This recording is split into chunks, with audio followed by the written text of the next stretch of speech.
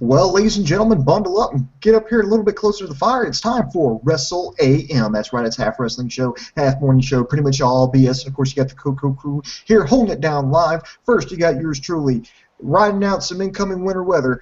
I am the sexiest man on all of Internet Wrestling Radio. That's right, boom, boom, here shaking the room live from the RVA, Richmond, Virginia. And, of course, joining me there live in sunny South Florida, he's got a Mai Tai in one hand, he's got a Corona in the other, and he's got his feet propped up, talking about ravishing Rob Sackett. What is up, Rob? How's it going, Booms? Doing all right, doing all right. Like I said, we got some, right now it's raining right now on the East Coast. It's about to turn to sleet, then going to turn to snow because winter won't fuck off. Anyway, what about you? Please tell me the weather's better down there for you in Florida. The weather is better, but I do kind of miss the cold, and I would actually trade you some of my sun for some of your snow. You can have it. We don't get much of it, but when we do, we get all of it. So, anyway, Rob, we've got NXT in the books, and like we ask every time, ladies and gentlemen, win, loss, or tie, please put it down here in the comment section. What did you think? Win, loss, or tie, and why? Rob, I'm going to start off with you, sir. What did you think about today's show? Win, loss, or tie? I just have to give it a win just off that main event alone. Like, just that alone earns it a win. Oh, nice, nice. You know, I watched it here, Rob, and I'm going to give it a weak win. The show was not bad by any means. It just really wasn't a standout great one. But I think it was still a pretty decent show. This would not necessarily be one, like, a show I'd want to show somebody who's never seen NXT and be like, hey, this is what NXT is all about. This would not be one of those shows that I would want to show them, you know, and come on, special events don't count because that's just cheating. But if you talk about the weekly television show, this wouldn't be one, but it was still a pretty good one here. And let me run it down why. Here we opened up with you know, what happened last week where Kevin Owens was on commentary during Finn Balor's match, and then Alex Riley, you know, he kind of questioned Kevin Owens' tactics to win the NXT Championship, and they showed the part where Kevin Owens threw Alex Riley over the commentary table and into the show. Well, this week they started out with a little package with Alex Riley confronting William Regal, saying that he wants a match with Kevin Owens and he needs to make it happen. He needs to make it happen now. And to which William Regal said, no, you can either be a commentator or you can be a wrestler, but you can't be both. And then logically, and this is what I like about NXT, they brought back, you know, this something that could be easy, a quick retort, something we were all thinking. Was like, well, what about you? You did both. You know, I called the match. He was like, yeah, I wrestled Cesaro and I got destroyed. And you can't do both. You can't prepare to be a commentator and train to be a wrestler and vice versa. You've got to pick one or the other. It's up to you. You're going to make the decision. You're going to have to make the decision. And I was like, okay, that was good. I like how they followed up with last week. And then, well, real quick, Rob, I guess, what did you think about just that way? Do you think that was the perfect way to start off the show, following up with what happened last week, leading into what's happening this week? Absolutely. I thought it was a great way to let other talent perform on the show other than just Kevin Owens every week while still keeping the Kevin Owens build going. And it's just a great way to also bring Alex Riley back into the mix. I was really excited for it. I think the whole angle in general is just pretty entertaining. I agree. I'm interested to see where this is going. And Alex Riley happened to be one of the commentators this week, along with Rich Brennan and Jason Albert. And the first match out the gate here was Adam Rose coming out with the Rosebuds and versus Tyler Breeze. Now, I will say this. A lot of people shit on Adam Rose, especially when he made his move up to Raw. And I actually was, and you can ask Dave Kokotis, and you can go back on some of these old shows. I'm one of the few people that defended Adam Rose. And I said, you know, Adam Rose is not that bad of a guy. It's not that bad of a character. It just doesn't translate well to big arenas. It's like, you know, the Beatles. You know, the Beatles will do well in, like, you know, massive stadiums, you know, like Wembley, whereas, you know, like a band like Black Flag wouldn't. You know, that's more of a garage band, seedy underground kind of bar dive joint, you know, band. I and like that's the American hardcore reference. I appreciate it. thank you. And it's like Adam Rose, like his gimmick. I mean, and he comes out. I mean, he didn't. I mean, there's the same guy, same tights, same gimmick. Comes out with the rosebuds. I mean, he's obviously playing the face in this. Crowd's eating it up. I mean, it's small, it's intimate, and it's working. And it's like, but you take the same guy like a week ago who was on Raw, and it's just like, what the hell is this? I think Adam Rose needs to have something tweaked with his gimmick, or he needs to go back to being Leo Kruger, because yes, Adam Rose works in Full Sail University. It does not work on Raw, and to be honest, I really don't think that's his fault. But anyway, I'm sorry, I got a little sidetracked here. They brought out Tyler Breeze, who's now sporting the selfie stick, which it's all like furry now, and he's using it as a weapon. But these two squared off. They really didn't square off. They were kind of both sitting on the turnbuckles. The referee's trying to get them to go at it, and they kind of take their time. There was a body slam, and eventually you had Adam Rose run into a beauty shot, that spinning, that leg lariat, or excuse me, flying. It's like a spin kick that Tyler Breeze does. Brought it quick into the match. The Rosebuds were still partying there, and you see Tyler Breeze have to use that selfie stick like a little sword to kind of get through the Rosebuds to get to the back. I thought there's a lot of people that kind of shit on this match, said it was just horrible. I don't think it was that bad. I think it fit both their characters, and it needed to be short because you needed to have Tyler Breeze get some wins back. Because remember, he's had his ass handed to him twice by Hideo Itami. So, to kind of get back up on that, to get back up on the ladder, to get back into title contention, to be relevant, if you will, he needed to get a win. And why not at Adam Rose? I mean, and people were eating up Adam Rose there at Full Sail. I mean, you didn't know any better. You would think like the past, 6-7 months of Raw. God, yeah, it's been that long, hasn't it? But, it's been a while. Yeah, about 6. It's been almost a year. God, yeah, it's been almost a year. Not quite, but it's been almost a year. It's like that. It's like this entire year never happened, and he comes back, and people are like, lifting their hands. They're chanting the beat to his entry music. I mean, it was great. So I think it was a decent opener. Was it perfect? No, but I think it served its purpose. And yes, I am cutting NXT a lot of slack. In fact, I'm going to be cutting them a lot of slack this show, and I'll explain why. But Rob, what did you think about the opener? Do you think it served its purpose, or do you think you kind of agree with the critics and go, this was just a terrible match? I'm disappointed in the critics because you got to look at the time of the match. This was basically a squash match, and it was a squash match that was so well executed. I mean, you got to see Adam Rose put out a lot of great offense, and the comeback from Breeze was just out of nowhere, just in the middle of Rose just putting out offense. And you had that fun character moment at the start of the match with both of them on the turnbuckles. I loved how Breeze did his thing on the turnbuckle, and Rose just responded by just sitting up there by himself. And I've always been a fan of Adam Rose. Like, Dave used to just tell me, I don't get it. I think I'm too old. And I'd just sit there and be like, how do you not get it? This is just fun. He's just a fun character. And his spine buster is goddamn gorgeous.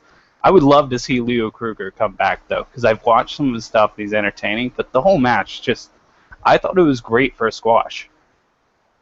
Yeah, I mean, I just think the NXT does such a better job of booking people. They kind of play to their strengths, hide their weaknesses. They brought out Adam. I mean, think about it. Adam Rose, man. Has anyone taken more fucking heat from the fans, critics, than Adam Rose? I mean, in the past few months. I mean, they have just absolutely I mean, the guy's got virtually no credibility left on Raw. They bring him out here, one match NXT, like a 2.5-minute match, and it's just like, wow, it's like a totally different guy. I mean, it's just, wow, I think that speaks a lot to NXT. Mm-hmm. Just really good booking. Absolutely. Now, speaking of booking here, some other people, may have kind of like, I know why they did it here. It was the NXT Tag Team Champions, Wesley Blake and Buddy Murphy, who the Internet Infantry has dubbed the Dubstep Cowboys. So I want to give like plus 1,000 points to every member of the Internet Infantry because that's like the most fucking awesome name ever. That's fantastic. Yes, the Dubstep Cowboys versus Angelo Dawkins and Sultan Foyer, and this was a non-title match. Oh, and if you'll listen carefully, Rob, when I say that, all the way from Tokyo, you can hear Dave Kokoda screaming. Non-title match? Bullshit! This doesn't count! Well, why? Why do they do that? See, you can hear that rant right now from Tokyo, Japan. And for those of you who are a little bit new to the internet industry, if there's one thing Dave Kokotis hates, it's fucking non-title matches. He hates them. You know, he feels like you should whip out your penis and start peeing and chant, "This doesn't count," if that ever happens, under any circumstances. Every match should be a title match. Everyone, every single time.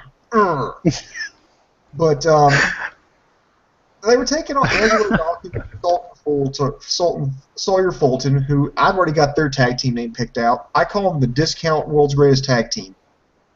They're on the clearance rack right there next to they don't deserve to be next to Blue Pants. Don't do that to Leva Bates. And you know, I don't think this was, again, this match had a purpose, and the whole purpose was to keep Blake and Murphy in the spotlight. Get another win under their belts. Because right now the tag team division in NXT is just bare bones. I mean, you got the Lucha Dragons; they're pretty much out the door. The only thing you've got left is you've got the Vaudevillains, and then you've got Enzo Amore and Big Cass, who they kind of teased before this match that they're gunning for Wesley Blake and Buddy Murphy. A little bit of animosity, especially how they treated Carmella. And what I did like about this match is, it kept the tag team champions in the spotlight, got them a win. And their finishing maneuver, I actually kind of like it here. It's a brain buster by one, followed up by a frog splash that goes halfway across the ring from it was the other. More than half. That looked like a good 60-65%. That was insane. It's more than half. Okay, but that was a pretty damn good frog splash. I will admit that. Now, Angelo Dawkins and Sultan Foyer, I'm going to say something positive about these guys. I think they did well. They served their purpose. I just wish they would change up their gimmicks. And they were out there. I mean, just like almost everybody was like wearing this amateur wrestler singlet today. If you go back, I mean, you could probably count on both hands. Might even have to take off a shoe to count how many people went out there in those amateur wrestling singlets. I kind of wish they would change it up, like Sultan Sawyer Fulton. I think he could be something. I mean, just lose the damn headgear and find out what his personality is and just kind of match a gimmick to that. But, I mean, the guy was big. And the same thing with Dawkins. I think he looked well. I think these guys did great in their role. And this is why I cut NXT a little slack. These guys go out there, and it's once a month. They go down there. When they go down there, they tape, 3-4 episodes? And so they're getting these guys out there, and they even bring some of the guys up there to be on TV with them, and they have a match, and they see what they can do. They see how the performers do, then adjust from there, and then they go back and train for another fucking month. But right now, NXT really needs tag teams, and if you're going to put together Dawkins and Fulton, which by the way of the look of their gimmick, it looks like they're going to, I think they really need to tweak their gimmick, but I don't think that was the point. The whole point was to keep the spotlight on Blake and Murphy. Rob, I mean, I know I'm kind of rambling here a little bit on this, but what do you think about this, the current scene with the NXT tag team division, and how can WWE go in and improve that division? Well, I will say, you don't have to worry about rambling. I do most of my shows with Dave. So, I like Blake and Murphy. I have trouble liking them as much since someone pointed out that they think it was the Young Bucks gimmick that just got put on someone else because the Young Bucks didn't accept, and that just makes me sad a little bit. But these two guys are amazing athletes. I think they're great. And I think Enzo and Big Cass are probably two of the best mic workers in NXT, and maybe two of the best comedy workers in the entire company. So I think that tag team's just gold. But outside of that, I mean, honestly, you got to wonder if they were smart to have broken up Devitt and Devitt and Kenta before giving them a good title run. I mean, they had a great tag team. They had the cool. Both of them did the turnbuckle drops. Like, they had a really cool gimmick and setup together, and it would have been cool to have seen that run a little bit longer. But outside of that, now that the Lucha Dragons are going up, I don't see anything in that tag team division at all. Yeah, I know. I mean, it's just. I think they're in a rut right now. I think it is salvageable. I mean, I think honestly, your tag team division could be relatively easy to fix. All you need to do is tag team is usually what you do when you're calling people up that have a little trouble on their own, where they can't necessarily carry a match. You get two guys in there. Instead of having one guy have to do 10 minutes by himself, you have one guy have to do 5 minutes by himself, and the other guy have to do 5 minutes by themselves in a 10-minute match. And that way you can take a break, you can take a look at things, and I think that's the best way that you could break some new guys in. Just find guys who have similar personalities or similar looks, and put them in there and make them a tag team and train them that way. And I think that would work out. But let's get to some comments here. Good Lord, dude, we have got tons of comments. Apparently, a lot of people are snowed in because of this winter weather coming in. But let's start out with Lennox Watterson. He gives it a win. He's saying that this NXT was slightly better than Lucha this week, but far better than Raw as usual, which I agree. And he also, Lennox Watterson, man, he's got a good question here, Rob. He says, what other veteran / former WWE talent should NXT bring in? He suggests maybe somebody like Matt Hardy or Shelton Benjamin, but any good suggestions? Looking at that, who would I bring? Off the top of my head, somebody who's there that could absolutely do it would be Fit Finlay. Because if you can't work with Fit Finlay, then you can't work with anybody. He would definitely be somebody I'd want to bring in, but if you think of that age might be a problem, I would say William Regal, but he's tied up being the commissioner. I know he's probably working with them in the back. But that is a damn good question. I can't really think of. Rob, have you got any suggestions right off the top of your head? Who would be somebody that WWE could bring back into NXT to help work with these kids? Chris Jericho. I don't know if that counts, though. I mean, since technically he's busy not really doing anything on the main roster and occasionally doing I'll do you one better. Wouldn't that be cool? Why not Christian? I mean, Christian, they're saying that'd be great, too. He's had a concussion, but, why not take somebody like him? Bring him. I mean, he knows how to work, and, he's a solid guy. He's a professional guy. I mean, why not bring in Christian? I mean, I think that would really benefit them all. Just like if they're going to bring back, there's some of those older guys out there that I think they could bring in to really teach these guys a ton of stuff. And I feel like you're right on Christian, and Chris Jericho would be another fantastic one. RVD actually wouldn't be terrible to bring in just to teach some of these guys that style of wrestling. It would just be nice to see them actually get to see these other guys that they have on contract, these guys that they could totally pay to just be like, hey, come on, what are you guys doing? Just and to be honest, I think Jericho would work wonders with, because Jericho would only really have to go in and work once a month. Go out there and do about 3-4 weeks of TV. Then he could go back on the road with Fozzy and do his. I think he would love that, to be honest. And I think Christian, I mean, he lives in Florida. So why, he'd just be closer to home. Just go out, do his, go in, do his thing, teach him, and I think that would work out. I think that would work out quite well. Also, I would like to see them actually bring Leva Bates in on an actual contract. That would be really nice. Well, you know what? They might do that, because WWE.com, not KocoSports, not Dirt Sheets 123. Wrestle Flippy Flips and LooptyLoops.com. None of those guys. It was WWE.com actually sat down with Blue Pants and did an interview with Leva Bates. And I'm thinking, why would they take their time to, interview this woman, who's just really got who honestly quickly developed a cult following with the NXT crowd, if they weren't at least someone interested in bringing her in.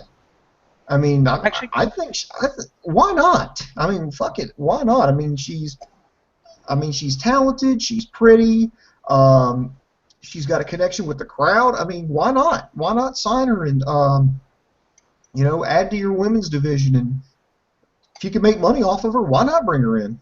Fuck it, sign her and sign Serena Deeb back to an NXT contract, because she was way better than WWE gives her credit for, and the only reason they got rid of her was because CM Punk tattled on her for drinking while she had a straight edge gimmick, according to Dirt Sheets and all that. No, I don't think it was CM Punk that tattled on her. I think just somebody just saw her out, back when she was in the straight edge society, and was like, just going out. I mean, she wasn't like sloppy drunk or anything. Just hey, like you and me, go out and have a beer after after a hard day's work or something, and like, oh no, that's not with your gimmick. It's like, dude, I'm off the fucking clock. I'm on my own time. Oh no, no, no, and they just went in candor.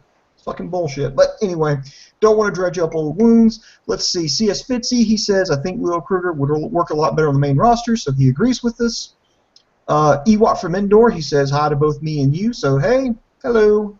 Miss you, Ewok from Endor. Good to be back. I've actually been here. I just haven't been able to do Raw or a lot of pay-per-views because of my work schedule. And to be honest, I kind of like it because I don't have to sit and watch Raw. And I can watch other pay-per-views. Like I watched Ring of Honor, which we did a review on, which I absolutely loved. I'm able to watch more NXT, which I love.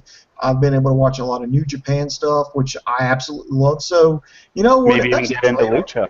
You know, hey, I've watched one. I need to watch some more. I'm going to go back and watch some old stuff with Lucha Underground. And what I did see, I did like. So, you know, why not? You know, it's just like I said this on a Ring of Honor review, which if you haven't checked it out, you know, check it out. We kind of give you a heads up if you should watch it or not. To find out, you need to listen to the review. But you know, I think the perspective is that WWE sucks right now, and therefore wrestling sucks. But when you take a look at other stuff, it really doesn't. You know, it's just Raw. It's really just mostly Raw that's absolutely fucking horrible and unwatchable.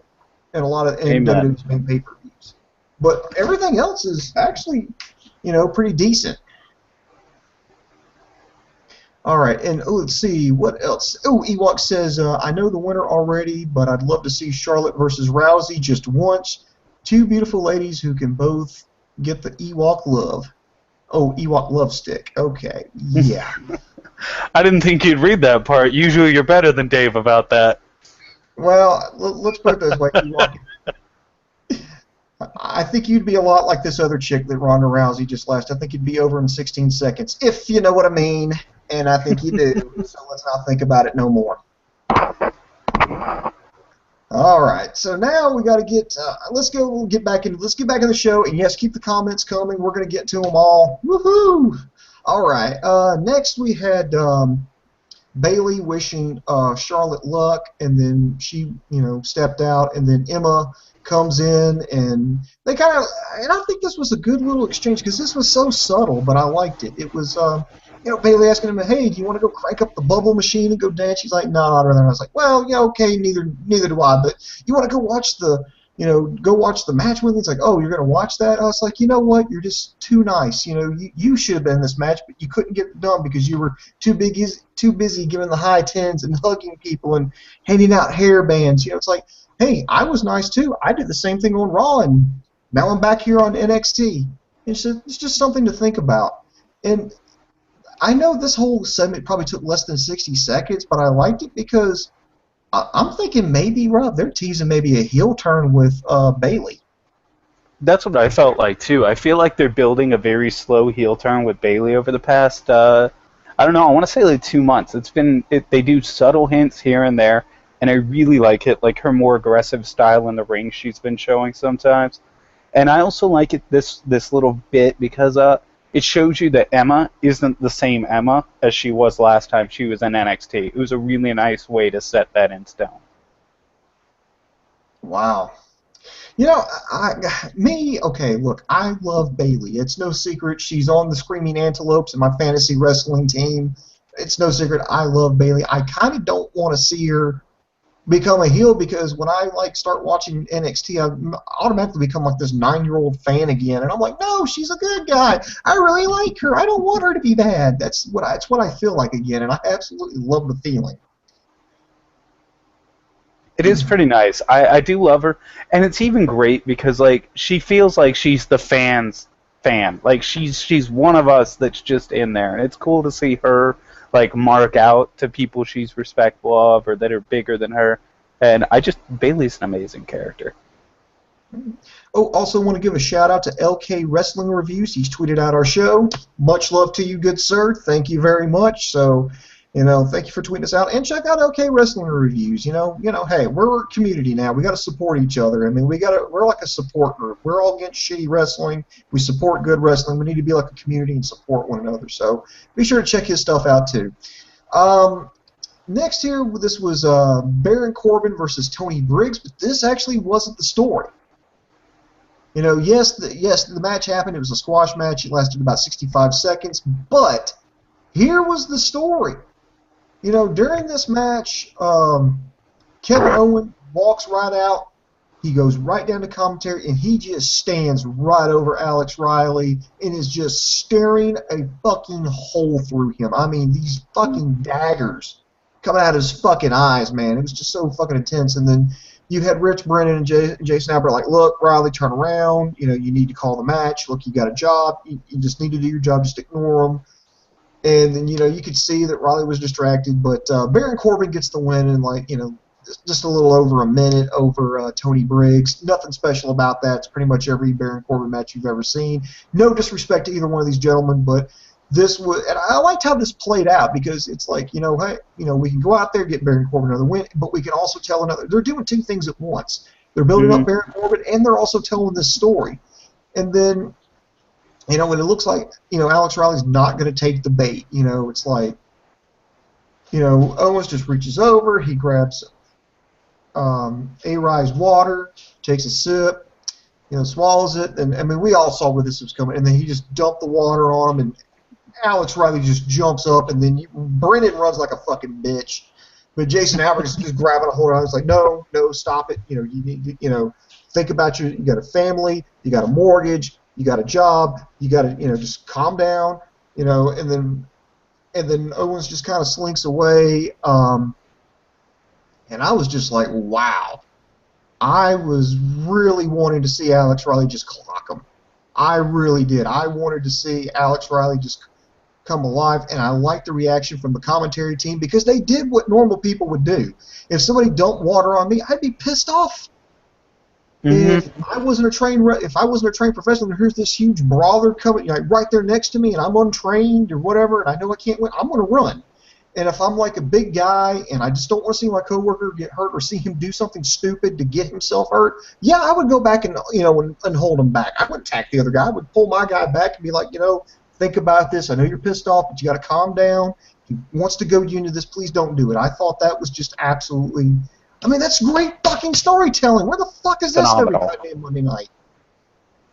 The whole thing was phenomenal. I love this because they're doing two really, really good things here. Like, for one, they had Corbin and the whole Dempsey feud, and then now they had another really big guy in there just to show everyone that one of the most popular criticisms of Corbin about his finisher was, can he do it to big guys? Because initially he was just doing it to little tiny guys, and they did the bull, and now he did this guy, and there can't really be any doubt at this point that Corbin can make that finisher look good on any size wrestler, which I think that is really big for him. I think this guy is great. The match was usual for him. I don't really expect good matches from him. I don't even know if he can actually wrestle. But, I mean, they're doing great booking with him. And this Alex Riley thing is just, I think, gold. Like, the only tweak I would suggest to that was, wouldn't that have been better if that had turned into a pull-apart brawl right after he poured the water on him? Like, that would have been so much better. I think that's the point, though. I think that was the point is, here's, Kevin Owens, he's a big bully, and then you have Alex Riley, he's a guy that's willing to stand up to him, he's willing to, but they don't touch each other because you want to see it, and you're like, you know what, we're not going to see it, and because it's going to make that first time he hits, he balls up that fist and punches Owens right in the fucking face, it's going to make it that much more special.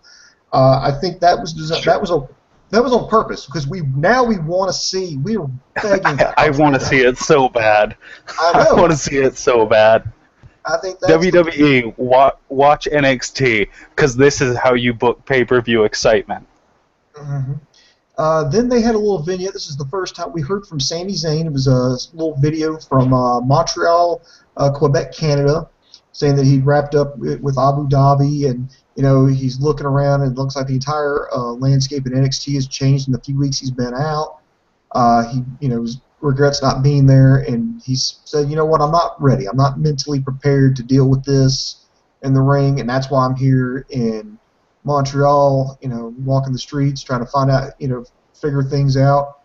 And he's like, and he hasn't even watched the match, rewatched his match from Rival. And once he's ready, he's going to watch it. He's going to be ready to come back and face Kevin Owens. I think this was good because it just kind of, it tells the fans, okay, Sami Zayn's okay. He's going through a personal, trial here. And, it gives Owens time to find space to build him up as a bigger, badder heel. And it's going to make Sami's return so much more, special because you really can't sell that beating and the devastation of it if he just pops up, a couple of weeks after he got his ass kicked.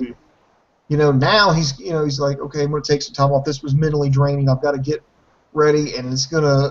I think the rematch is going to be fucking something special, in my opinion. Oh God, I think the rematch is going to be gold, and I thought they almost did something that at first made me repulsed, but then when they didn't do it, made me upset. Whenever he started to say the landscape of NXT has changed. Because of how much he's been working WWE house shows lately, I really thought he was going to say, and it's not the place for me anymore. And we were going to have to wait to see Owens against him until they were on the main roster. And I was excited for that, and then at the same time, I didn't want to wait for it. But I think this is great. Like, just all around gold. Sami Zayn is, God, come back, Sami. We miss you. Again, it's what we want to see, and I'm thinking the rematch is going to be something. I'm thinking if anybody's taking the belt off Owens, it's going to be Sami Zayn, and there's like this epic rematch because this is like Rocky 3. Rocky gets his ass kicked by Clubber Lang. And by the way, if I'm giving away spoilers for a movie that's like fucking 30 years old, that's your fucking problem. Clubber Lang beats the shit out of him, and he loses everything, and he's trying to make a comeback. And then he starts training, and he gets back in the ring, and he starts taking a beating, and then he, overcomes that and wins. That's what I'm seeing here. He just went out there and got absolutely devastated by Kevin Owens at Rival, and now he's making a comeback. And I'm thinking this is going to be like Rocky 3, where he's going to start taking a beating again, but then he's going to, I guess, Hulk up, for lack of a better term, and take the belt back. At least that's how I would write it at this point. But anyway, I would actually. Okay. I do want to I love fantasy booking. I do want to say I think it would actually be better if Sami came back and then just refused to take a match with him again and came back just to tell everyone he was leaving NXT. And he got called up, and then Owens' call-up was actually him saying, leaving the belt and just saying, I'm going up after him, and following Zayn to the main roster and having their feud actually be their debut. Yeah, that could be. That could be something, but I just don't like the idea of just, I worked so hard to get this belt, okay, and I'm just going to drop it, and we're going to go. But his whole thing has been, I just want to make more money. I just want to get more, further in the business. Okay, now if you put it like that, that's fine. Anyway, we're going to go next. They had a backstage segment. It was C.J. Parker complaining to William Regal about Solomon Crow's beating him up last week. Riley comes in, and obviously, Regal doesn't know what the hell he's talking about because he's been talking to C.J. Parker, which is good. And, I like those little details. It's like, did you just not see when your commentators get assaulted, by a talent? It's like, no, why? Well, because C.J. Parker here was, talking my ear off about Solomon Crow. And then Riley said, you know what? I quit being a commentator. I want a match with Owens tonight. And Regal says, well, yes, you can face him, but you can't face him until I think you're ready to do it. And then Parker, of course, being the heel, is kind of laughing at A-Rod, saying, if anybody's had an impact on Owens, it's me because I gave him a scar. And A-Rod's like, yeah, but you lost that match. And they kind of jawed for another second. And then apparently next week we're going to see Alex Riley make his return against C.J. Parker in 1 week. That was just, to me, that whole segment was just amazing. You had a reason why William Regal didn't see the beatdown. You have a whole reason. You have Alex Riley all fired up. I thought he did his better work as a bad guy when he was the heel's protege, and he kind of staggered a little bit as a good guy. But this one, I really was pulling for him. And then CJ being the smarmy little heel, and it's, okay, you can't have the match just yet, and it kind of keeps Owens free to wrestle with Finn Balor. It's keeping everything in track. It's like, okay, you can have the match, but you can't do it till you're ready. So we're going to see some more matches with him and see a build-up with Alex Riley. We don't get a throwaway match with Kevin Owens. I just think that was absolutely great. So, I mean, I really enjoyed the segment. I think it was just great storytelling. I mean, Rob, what did you think? I I actually didn't like. Oh wait, the segment. Oh man, for a second I thought we were on the next part. No, the segment I thought was fantastic. I love this, and I'm actually really excited and hoping that Alex Riley keeps his theme song to "Say It to My Face" because I think that's one of the coolest theme songs they've ever had in WWE, and it's really cool right now with this feud especially. And is it just me, or are you looking forward to Kevin Owens on commentary for that match? Because I really feel like that's going to happen. Oh, I would love to see that. Actually, yes, I would love to see that. Because I mean, he did a great job the other week when he was on there with Hmm. Albert, Brennan, and Riley. And maybe you could. I mean, hell, he could just go out there uninvited and just jump on the headsets because who the hell's going to stop him?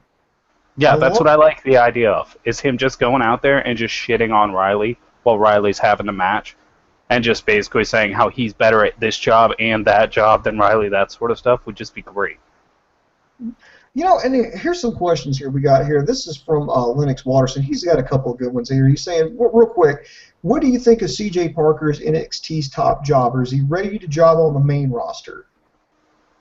Lennox, I don't think his gimmick would translate well on Raw. I mean, remember we kept mentioning Adam Rose. I don't think people would get that he's like this militant environmentalist, and I just don't think people would really care. But at least on NXT, they care about him, and he's kind of, yeah, he's jobbing, but it's kind of like an inside joke.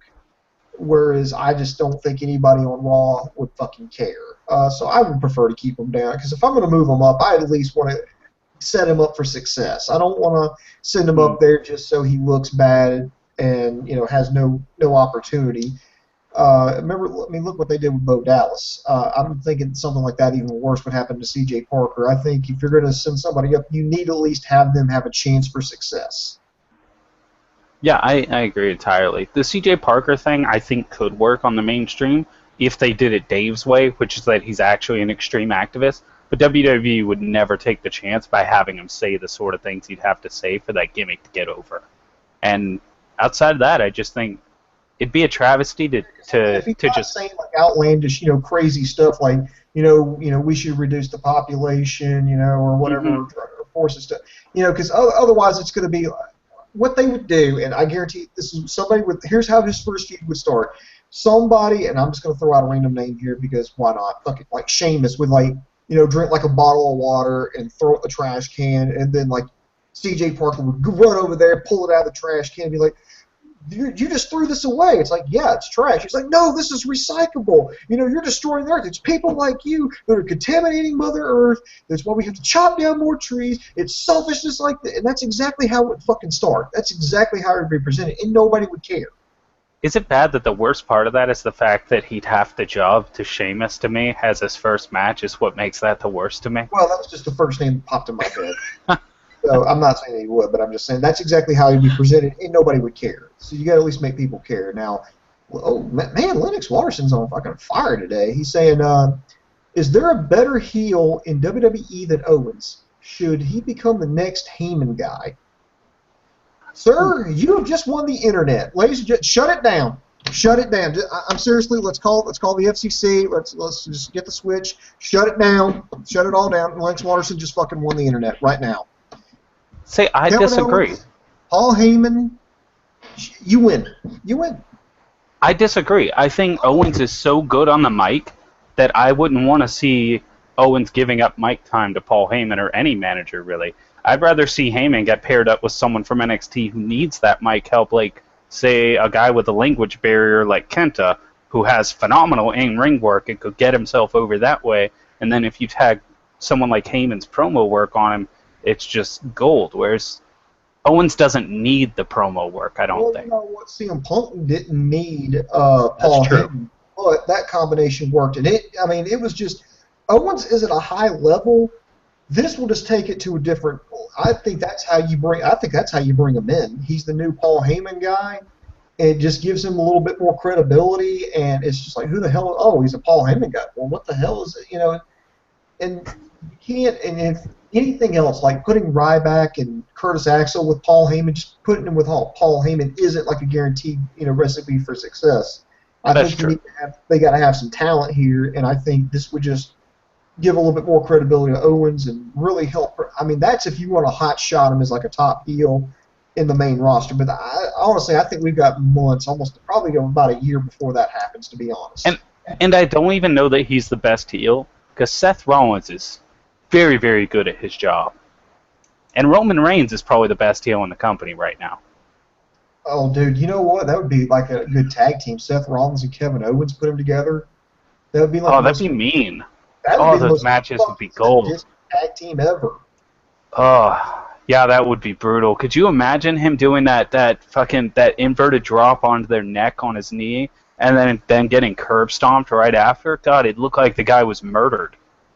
Oh, WWE, you're welcome. We're writing fucking storylines for you now. Let's see, Lennox Watterson, he says, can Owens versus Balor, the Owens-Balor match at NXT on the 25th outshine WrestleMania play button? Yeah, actually, yes, it can. It can.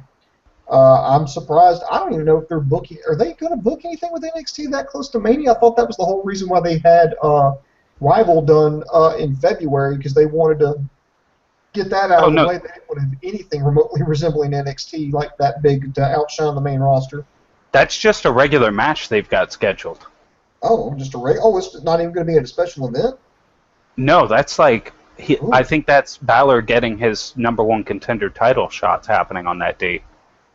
Which I'm amazed they didn't save for a pay-per-view. I would love to put something in NXT on the pay-per-view. I mean, hell, it could be on the fucking pre-show, but I think something that NXT needs to be on there and make it a little bit more special. But then again, God, you don't want the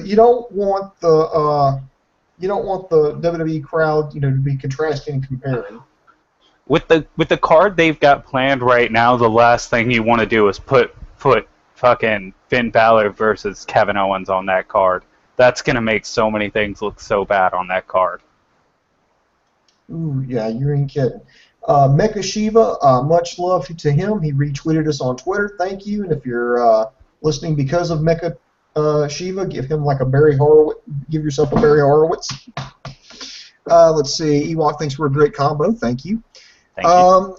Lennox Watterson asks, are there any ROH talent that NXT should pick up when Zayn, Owens, and Balor go up? Are there any that they shouldn't pick up? That's a better question. Oh, God. There's a lot of people they should pick up. ACH, AJ Styles, Moose. Yeah, AJ. No, AJ ain't going to go. AJ's... I know, but we can dream. We can the dream. Young Bucks? I just don't... Oh, no. The Young Bucks will not be in WWE. Well, maybe... They need to just... No, WWE, you need to hire someone whose sole job is just to offer the Young Bucks a contract every day until they accept one. They just add like $1 to it, like every time. It's like, well, do it for a Scooby snack? Do it for 2 Scooby snacks? I could just see that happening. Oh, God. Just wear them down. Wear them down every day. Jay Lethal, I think, would do well. I think Matt Taven could do well. Oh, God, and if they brought Jay Lethal back, we could get to see Jay Lethal do more of his Ric Flair impersonations. Oh, yeah. God, there's like a ton of people on ROH that work. I don't think they would take the Briscoes right now because of the controversy surrounding Jay Briscoe, especially with their whole, give love a chance or whatever the fuck it is, be a star. I don't give a fuck. Okay, let's see what Maria else. Kanellis fits their Divas division perfectly. No, I think she's got too. I think the Bellas are the only thing keeping her out. And if you get her, I think you'd almost have to take Bennett. You would almost have to take him with her. I know Moose is somebody that they're looking at. So I mean, they're good. God, we could play this game all day. We gotta keep moving. Let's see if watch ROH 13. Yeah. Or at least watch our review. Listen to our review of it, and if you don't like it, don't watch it. But if you do like our review, go check it out. So do that. Is NXT going to create a 4 horsewomen faction to bring up to the WWE, who would be the best four for the faction? Well, dude, I think we've already answered that question. We saw them on Rival. You know, Yeah. you see Sasha Banks, Charlotte, Becky Lynch, and Bayley. I mean, that's your fucking four horsewomen right there. They put on arguably the best Divas match that company has seen. Well, wait, here's the question, though. With the whole give Divas a chance thing, would you want it to be an AJ and Paige form faction where they actually call up two people? You know, no, if you're going to do a four horsewomen faction, no, I say you go up there, the four women, they go up there. Let's just say it's going to be let's just say it's going to be Charlotte, Sasha, Becky, and Bayley. They send them all up there, and they just dog everybody. I mean, the first person they need to attack is Paige. And just say, you know, you're not, you know what, you're a sellout. You know, you used to be good, but then you went up here and you sold your soul. You jumped on Total Divas. You're doing TV. You're not about wrestling anymore. Then I would have them beat up AJ. I would have them beat up Summer Rae, and then eventually work their and basically, you know, tease, you know, like targeting the Bella Twins. Be like, no, we're saving you for last, and we're going to say these beatings are going to progressively get worse, and we're saving the worst beatings for you two because you two are the embodiment of everything that we despise. And just I kind like of build up that tension. That's what I. But if they're gonna, I feel like the Four Horsewomen would have to have a tag team within it, though. So which one of those two women would you pair up for a tag team? Out of all those, I would say Sasha and Becky Lynch. Just because they already have the chemistry working together. Well, they've got some chemistry, and I think it would work. I think it would just work out better. I think those two mesh better together than any other tandem. That's true. Let's see. We got a question here from Twitter. This is from Vinny the Samurai. Awesome name. Says, I give NXT a win. The main event was awesome. My question is, if Samoa Joe comes to NXT, what kind of gimmick would they give him? Rob, I'll let you start off on this one. I have no idea. I have no idea what kind of gimmick you give Samoa Joe right now, just because I feel like you don't want to bring him in and have him fill the same sort of role as Kevin Owens. And I almost feel like you got to make Samoa Joe a face at this point just to be that powerhouse opposite of Owens. And I think that would be great, but I don't know. I don't know what. Yeah, I have no idea what they'd give him. I can say that I'm hopeful, though, just because Vince McMahon loves Samoans so goddamn much. I know Samoa Joe will do great when he goes up to the main roster. He'll probably get stuck in a tag team with Reigns, though. Yeah, probably. I don't know if they would even if Triple H is still running it. I don't know if they would change his name. I mean, they saved CM Punk's name. Maybe they would work the deal where they get the least the name, because I mean that's just what he's known as. But then again, Kenta, was known for Kenta for how many years, and changes it to Hideo Itami. So I think they would keep Joe or Samoa, one of those two, in there, but I don't think he would be allowed to keep both. It'll probably be Samoan Joe. There you go, Joe Samoa. Okay, guys, we got to get back on there. I know we got a lot of comments to get to, but we've gotten way off track here. Also, and I do want to just say thanks, Rico, for liking us on Facebook, too. Yes, thank you. Thank you very much. Much love. Next, we had Solomon Crowe versus Bull Dempsey. To be honest, I really didn't like this match. I don't know if it was because Crowe or because of Dempsey, but it was Dempsey. I just didn't like the match. I think, the whole reason why they're there is to get better. I know Crowe is brand new. They've had him wrestling. And by the way, thank you for clearing up something here. I think it's the Internet Infantry living up to him. The guys who are wearing the singlets, apparently they're part of a faction that wrestle on house shows called the Shoot Nation. So, okay, that makes sense to me now. Thank you. I was wondering why those guys were wearing the amateur wrestling singlets, but no, that actually helps make sense now, so thanks. And both of these guys were wearing singlets, apparently. It was just kind of a mess. Dempsey missed the flying headbutt. Solomon Crowe does this thing where he bounces off the second and third rope straight down for a little bit of a headbutt for a win. It was ugly. Yeah, this match was ugly. It's horrible. Crow, Like, just bad. they need work. I mean, they both need Like, work. it's not, Crow doesn't need work. Crow's actually pretty good. Have you ever seen any of his indie stuff, like back when he tag teamed with Dean Ambrose, the Switchblade Conspiracy? No, I have not. Really good stuff. He's great in hardcore. Bull Dempsey, though, realistically, have we ever seen Bull Dempsey put on a good match with anyone? Ooh, good point. Good point. I mean, don't get me wrong. I think Solomon looked like crap in this match, but you kind of gave him chicken shit and told him to make chicken salad, as you would say. Yes. Only phrases only a handful of people understand. Gotta love it. No, I just think they need a little bit of tweaking here. You know what? The jury's still out for me on Solomon Crow. I know, understand he was a big indie star, and now he's trying to learn to wrestle the WWE style. Bull Dempsey's been in there for a while. I think he's been in there long enough, and so for me, it's either he's going to be, he needs to be ready, or he needs to be gone. That's the way I see it. I feel like Bull has shown enough that Bull needs to go down to not on TV training. I'm sorry, he's not good enough to be on the TV anymore. Not when you've signed all these great guys. Like, maybe there was a reason before, but he's not very good. And is it just me? Do you think Solomon Crow would just be 1,000 times better if they had him wrestle in jeans? I mean, he comes out in a really cool jacket and then wrestles in that goofy as shit singlet. Well, I don't know. It's just gonna, right now they're still fleshing out his character. They're still, I think right now this is just like, the early prototype here. It's gonna be like clay. They're gonna strip off the unnecessary parts, mold some other things, and we haven't seen the finished product yet. So, I like with a lot of these guys, I just say be patient. Be absolutely patient.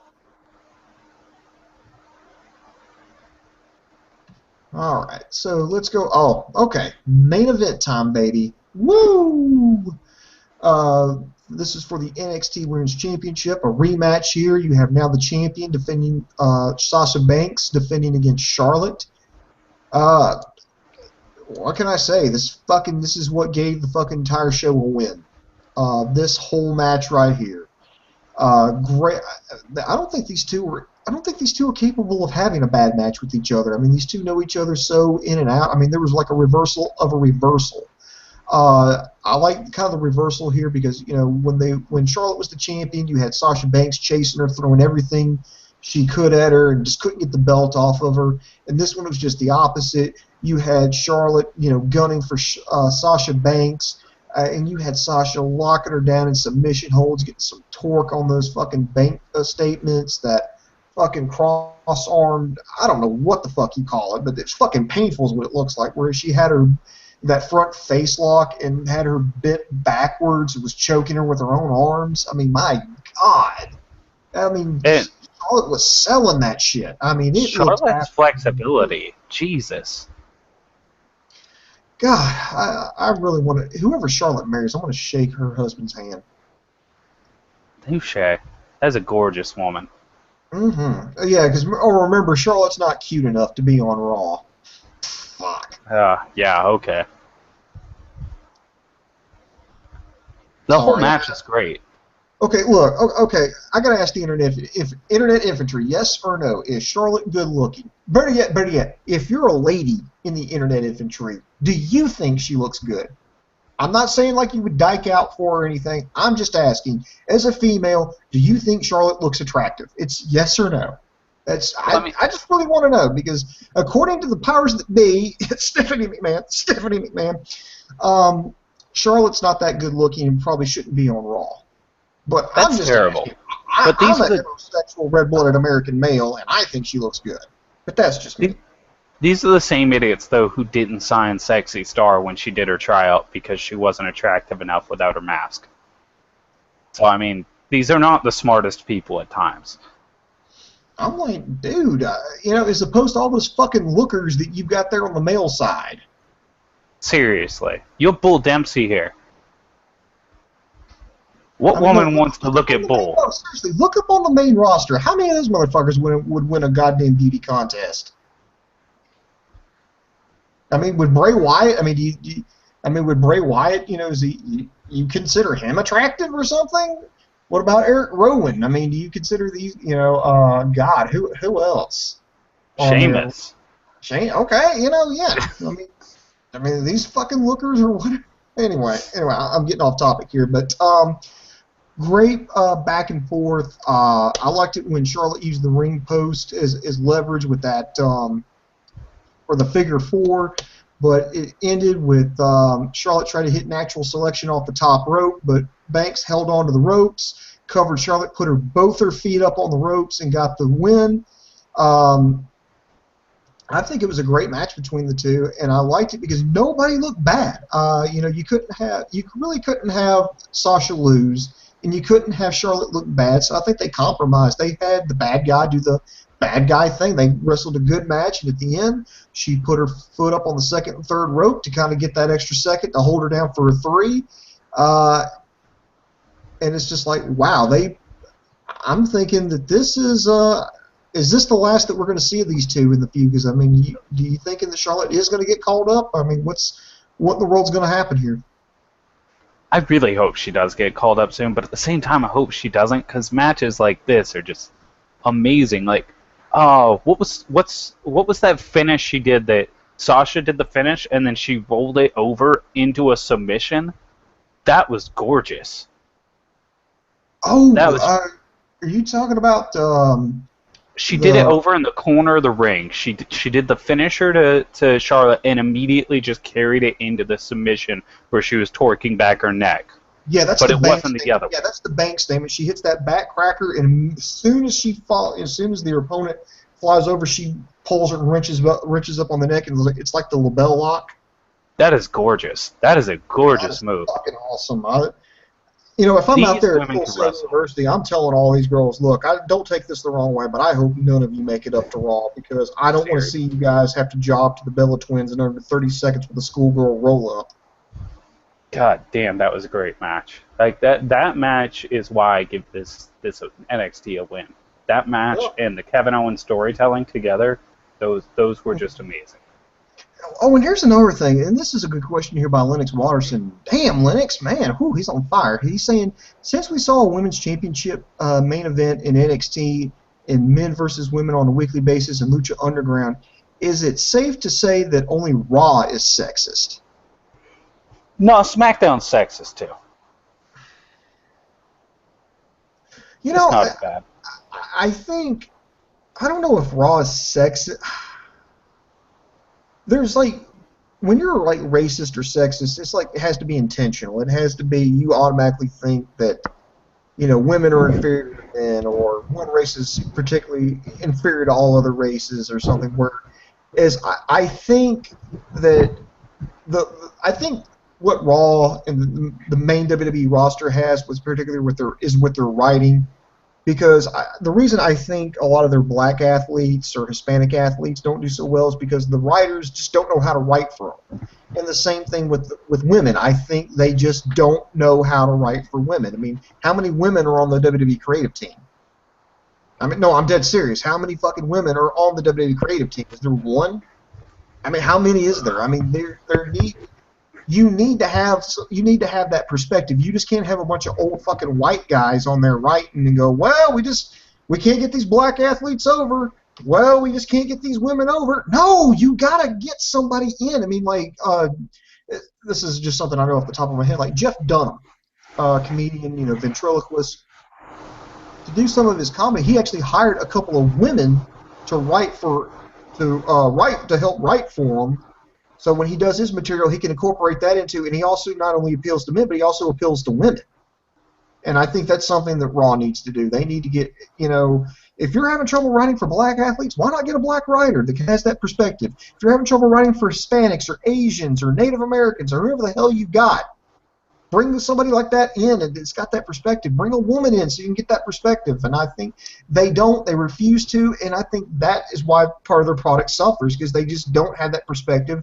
They don't know how to write. And to be fair, well, boom, well, dude, I'm not saying I could either. I'm not a woman. I couldn't write from that perspective. I'm not black. I could not write from that perspective. I'm not gay. I could not write from that perspective.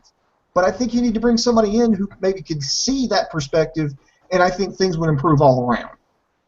Or you could maybe, just write them all equally. WWE could try that. I mean, giving them all fair gimmicks.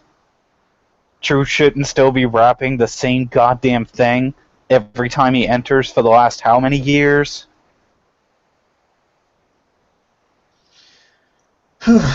Anyway, let's see. Since we saw a women's championship main event in NXT and men versus women. Okay, sorry, that's not the wrong one. Sorry, that's the wrong one. Sorry. I was trying to look at the other one. My bad. This is. Do you think NXT can survive in about a year if they send up talents like Owens, Charlotte, Breeze, and most of their established stars, since they seem to be ready? Will the NXT's B team maintain that momentum, or will it fall apart? To be honest, yeah, I think they could survive because they're always going to find somebody to replace him. I mean, think about it. For Tyler Breeze, you could argue that he's ready to move up. Well, you know what? Baron Corbin, he's still got a ways to go. And if you send up the Lucha Dragons, well, you still got down there. You still got the Vaudevillains. They need a little work. Blake and Murphy, they still need a little bit of work. Okay, you send up Owens. Okay, well, Solomon Crow's just come in. He's going to need some work. There's always going to be somebody there to replace it, and they're not going to send any of these guys up until there's a spot ready and they're physically and mentally prepared, ready to go. So yeah, I think they'll survive, and I don't think they'll send them all at once. I mean, that would just be fucking career suicide. I mean, when has NXT actually sent a whole bunch of people at one time? I mean, even over the past year from NXT, I mean, they sent up who was it? Shit, Big E. Ascension. Remember, he just magically appeared one day with Dolph Ziggler and AJ. Then they teased Adam Rose for a while with the Exotic Express. They brought him up. And then they brought up Bo Dallas. I mean, they kind of bring them up one at a time. It's not like, it's the only time they've ever done something like that. Remember, that was the Radicals when all the guys jumped ship from WCW. They did that because that made sense. And that was the best way to do that. But I don't think they're going to do like another Nexus angle where they just have like a bunch of rookies come up there and just start running roughshod. They've already done it. So I think they'll do it one at a time. And even if they do send everybody up there, yeah, they'll find a way to make it work. I mean, it's what they're a developmental league. It's what they do. Not just that, but you have to look at it this way. There are only so many spots they can really actively book for in the main roster, and they have a lot of guys up there that get injured and have to take time off and come back with ring rust. They have guys that are up there that they need to go back down just to. Maybe they've taken losses forever and they need to rebuild themselves and build their momentum back up. And what do? You send these experienced guys down there who just need a little bit of a breather or need some refreshers back down to NXT, let them share their experience with the NXT guys while also getting their ring rust off and getting a little bit more practice in, and then you bring them back in. I feel like they can always have a rotation of main roster talent down there helping too. Yeah. So I just don't. I don't think it'll be. I don't think that they would do that because that would just be fucking suicide, and I think they're smarter than that. Let's see. Rick 1982. He says NXT was a win. Main event between Charlotte and Sasha Banks was awesome. Gotta agree. LK Wrestling Review says win. Great main event from the women. Not normally a huge fan of women's wrestling, but it was good and enjoyable match. Solomon Crow and Bull Dempsey.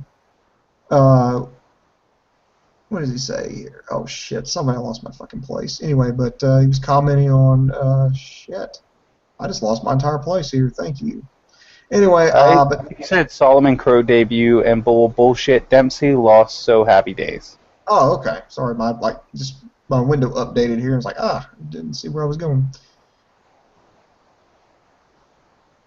Let's see, Lennox Watterson. Let's see. Okay, first let's get to Vinny the Samurai. He's tweeting, what talent from TNA roster would you like to see in NXT in the future?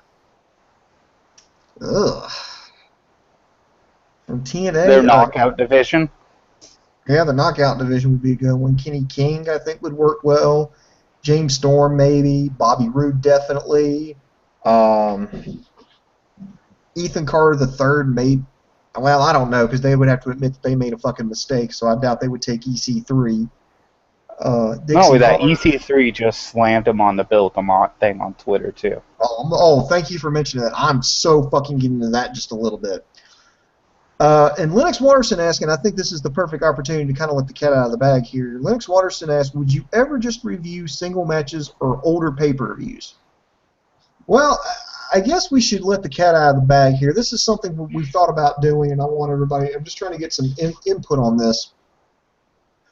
If anybody has ever watched, has anybody here ever watched Mystery Science Theater 3000? No, I have. Okay, well, the same crew who did that does this thing called Riff Tracks, where what you do is you download. Basically, it's like they're like they do commentary, and what you do is like for example, it's like the Dark Knight. I know was one they riffed on, where they have their commentary and they're riffing the movie. But here's what happens: is you have to buy a copy of the movie. You have to get that on your own, and then you play it, and then you play the commentary. You start that with the movie at a certain point.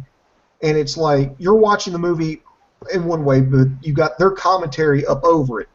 And we want to do something like that here for New Japan. What we want to do is particularly with the New Japan Cup, which I think is supposed to start this weekend. Where what we would do is we would have to get a copy of the event, and then we would do commentary. And then what you would have to do is you would have to find a copy of the event, and then take our audio and put it up under that. And thank you for correcting me, Dave. New Japan Cup Day. Today was day 1, so yes, okay, New Japan. And the reason why we're doing this is because if we actually just took the event and commentated over it, we're worried about running into so many fucking legal issues. But what we could do to get away with it is you would have to buy one way or another. That's up to you. Or you wanted to buy New Japan World or go yo ho, A Pirate's Life for Me, however you want to get it. And then you would take our audio track and put it up under it. We could do English commentary for a New Japan event. Would you be interested in that? I think I just over-explained that way too much, but that's kind of where I'm getting at on that. Would you be interested in doing that, and us doing that? I'm definitely interested. I see. So far, we've got, we've got votes on that. So far, we got one upvote. As for the reviewing the single matches or older pay-per-views, I feel like anything's possible, but it'd be sort of a side project type of deal. So we keep saying that we want to make pro wrestling cool, and we want to bring, and particularly like New Japan, With New Japan, a lot of people like it, but they don't know what's going on, and sometimes it's hard to watch wrestling without English commentary to kind of get some backgrounds. Well, what we want to do is kind of make that cool, and we want to help out. So that's something we thought about doing. So that's the whole reason behind it. All right, cool. Any more questions here? Any more? Okay. If we don't get to your questions now, it's not because we're being assholes. It's probably because we're going to cut this off before you send it. Lennox Watterson, he says, Charlotte is attractive, but she has no backside and kind of looks like Flair. But this is wrestling, not a beauty pageant. Amen, brother. Amen. And you know what? She's got a flat ass. Ain't nothing wrong with that. Ain't nothing wrong with that. I don't know how flat it is, though, because when she was getting stretched... Have you ever squeezed a woman with had a real muscular butt? That's fucking awesome. Yeah. Just saying. Yeah, I gotta agree. All right, and then Lennox Watterson Lennox Watterson, he's got a thumbs up on the commentary here, and also he wanted to clarify something. Not that they send the roster up at once, but this. But over time, will matches like Corbin versus Crow for the NXT title create the same buzz that Zayn, Neville, and Owens did? Well, you're going to build these guys up over time. Remember, Sami Zayn didn't start out at the top. He kind of came out and they built him up. I mean, he was jobbing to Cesaro. And he was yeah, so, I mean, they're going to build these guys up over time. This is not, I mean, what you see right now with Baron Corbin and Solomon Crowe, this is not as good as it's going to get for them. I mean, they're only going to get better. And there's more talent that's going to be coming in constantly. I mean, we know PW Insider leaked that Samoa Joe is signing with NXT. and it'll be debuting later this year. So we know Samoa Joe is going to be coming in. Wuhan Nation's already signed. We know he's going to be coming in. So I mean, you got to look at like when you asked earlier who from ROH we thought they could grab, that sort of stuff, and TNA's knockout division. Like there are so many people they could bring in that I don't see it ever becoming a problem. Yeah, so there you go. All right, guys, we're going to have to wrap this up now. The Bill DeMott thing, a lot of controversy building here, but we're going to have to save that for a different time. You know, that's so big of an issue, we're going to have to save it for its own show, so we'll hope you tune into that. In the meantime, we hope you tune into KocoSports.com. That's KocoSports.com. It's your home for all combat sports. That includes boxing, mixed martial arts, pro wrestling, amateur wrestling, sumo wrestling, taekwondo, kickboxing, judo. If you can get your nose broke doing it, we got you covered there on the site. We've got our news and gossip section. We've even got our popular video on demand section, and it's absolutely free and available 24 hours a day, 7 days a week at KocoSports.com. It's where the world goes to kick ass. Now, Rob, any words of wisdom before we check out? No words of wisdom, but you can check me out at SIDUAKAL on Twitter, Facebook, YouTube, and Twitch. All right, well said. So, everybody, just like us, subscribe to us. We're on YouTube, Facebook, Twitter. We're everywhere, so spread the word about us. And this is Boom Boom for my partners Rob and Dave Kokotis. I am over. Boop, boop, boop, boop, boop, boop, boop.